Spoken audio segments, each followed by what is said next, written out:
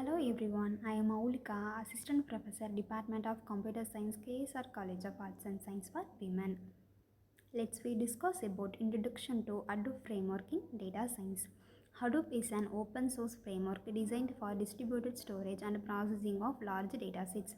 Key components: Hadoop distributed file system. It provides high throughput access to application data. MapReduce programming model for large scale data processing being replaced by Spark. Benefits of Hadoop: scalability and cost effective. Apache Spark and NoSQL databases. Apache Spark in memory data processing engine that significantly outperforms MapReduce. Key features: real-time processing, advanced analytical capabilities, and machine learning libraries. NoSQL databases, non-relational database designed for distributed data stores. Types of NoSQL databases: document stores, key value stores, column family stores, graph database. Database principle: ACID, CAP, base. These are the database principle. First one is ACID, traditional relational database. A stands for atomicity, C stands for consistency, I stands for isolation, D stands for durability.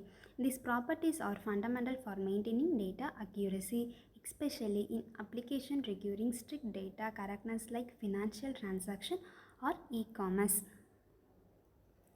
Next one is CAP theorem. C stands for consistency, A stands for availability, P stands for partition trollness.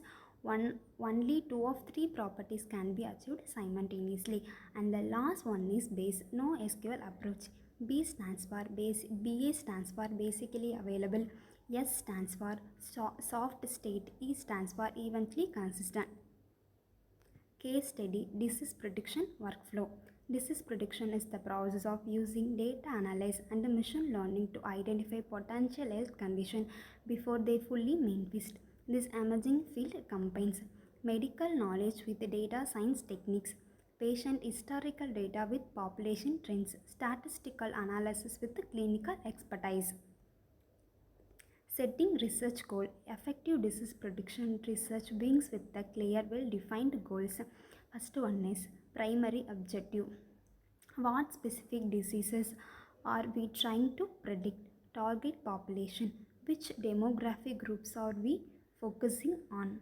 Predictive time frame. How far in advance are we attempting to predict? Success metrics. What level of accuracy, sensitivity, and specificity is acceptable?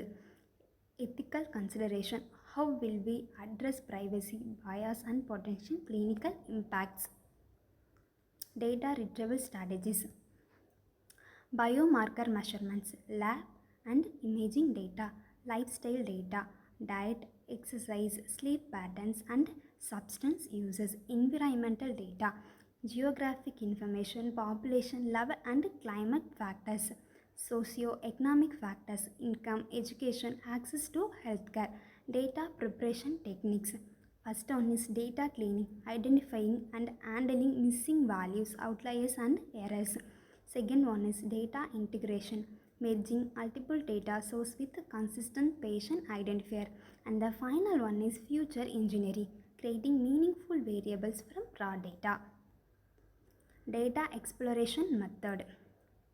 First one is demographic segmentation, analyzing variation across population subgroups. Second one is visualization techniques, creating informative charts and graphs. Third one is hypothesis generations, forming initial ideas about the predictive factors. Next one is disease profiling approaches, risk factor identification, determining strongest predictive variable, progression patterns, mapping typical disease development timelines, subtype classification, identifying distance variance within a diseases. Presentation of result. First one is visualization of key finding, confidence intervals, comparative benchmarks, clinical interpretation. Automation implementation. First one is software development, creating user-friendly interface of prediction tools, alert, threshold configuration, continuous validation, ongoing monitoring of prediction accuracy, feedback mechanism, collecting clinical input to prediction utility, model updating, regularly retraining with the new data to maintain accuracy. Thank you.